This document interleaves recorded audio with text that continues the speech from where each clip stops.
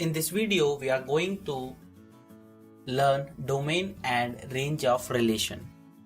If R is a relation from set A to set B, then set of all first elements of ordered pair is called the domain of the relation R and is denoted by dom R.